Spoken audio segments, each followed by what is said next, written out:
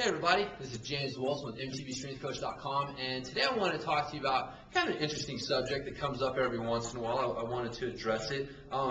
Should mountain bikers be concerned about weight gain? And what I mean is every once in a while I have a mountain biker contact me who is either concerned that strength training is going to add weight or that they've actually put on some weight on one of my programs, and they're concerned about how that's going to affect them on the trail. And obviously, you know, mountain biking is a sport that preaches over and over lighter is better. I mean, people will pay top dollar, spend thousands and thousands of dollars just to shave a few grams off of their bike. So in a sport that promotes you know, being as light as possible is an important part of the sport, seeing the scale weight go up on anything can be a bit unnerving. But a lot of that, I think, is completely misplaced, and let me tell you why.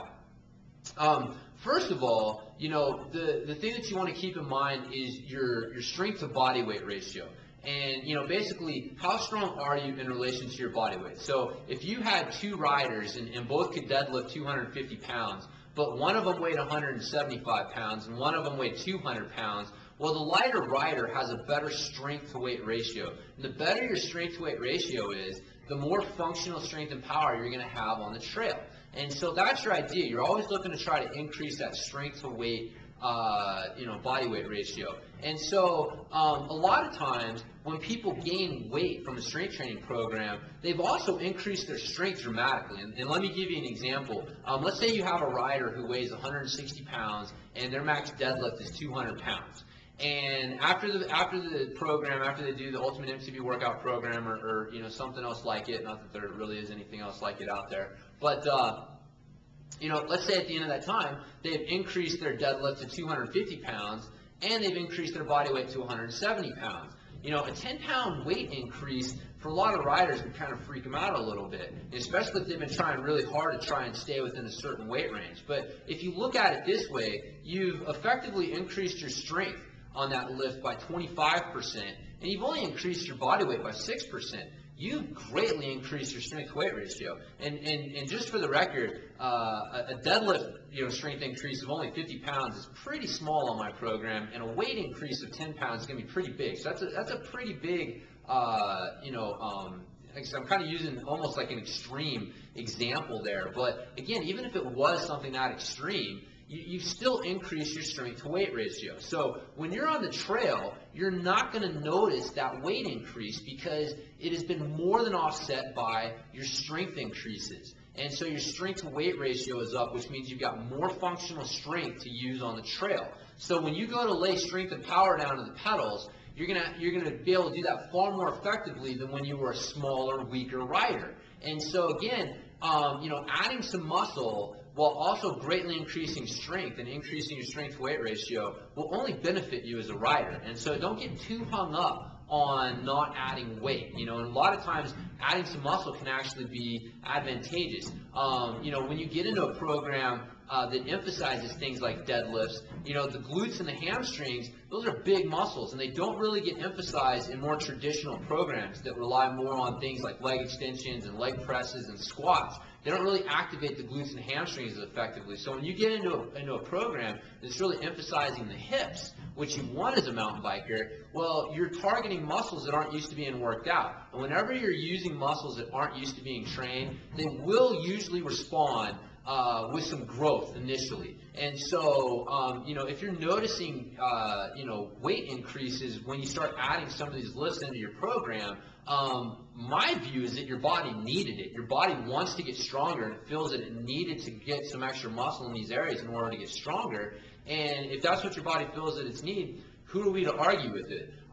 So, you know, again, there is a point of diminishing returns. You know, you don't need to, you know, put on a ton of weight, but if you're following a program like I advocate, where you're using a lot of big compound lifts, you're keeping your overall volume pretty low, we're not doing a lot of high rep stuff, the muscle that you put on is going to be more functional in nature. You know, if you're following a bodybuilding type program, you know, using machines, 3 sets of 12, body part splits, things like that, the kind of muscle growth that kind of program encourages is actually different than the kind of program that I advocate. That kind of, you know, training tends to pump a muscle up more than actually like increase the amount of muscle fibers that you have. And so, not all muscle gain is equal. And so, just because you put on some weight definitely doesn't mean you're a better athlete if you didn't put that weight on using a good functional program, like I advocate. And so another thing to keep in mind is muscle is really your best armor on the trail.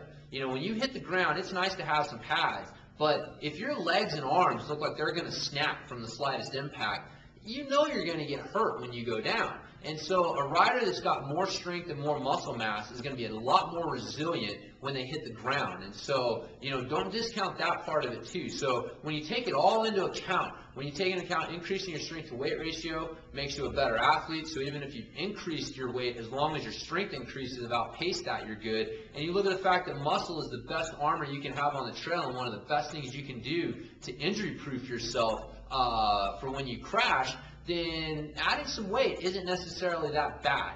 And so anyway, so that's kind of, some ideas there. Just wanted to leave you guys with some fuel for thought. But, overall, mountain bikers shouldn't be so concerned about adding some weight from a good strength training program, especially the more anaerobic power-driven athletes, the 4-cross and downhill riders, and even, the Super D riders. You've never seen a track sprinter worry about getting too big. They don't worry about it. They train to be fast. They figure their body's going to respond how it needs to respond. And, obviously you need to keep your diet, whatever weight you're putting on needs to be coming from muscle, not fat. But, again, very few athletes that are kind of directly correlated to 4-cross and downhill riders worry about their weight. So I don't know why, riders in our sport worry about it. Worry about getting stronger, worry about increasing that strength to body weight ratio, and you'll become a better rider. I guarantee you a much stronger rider who weighs a bit more will always beat a weaker, smaller rider. So again,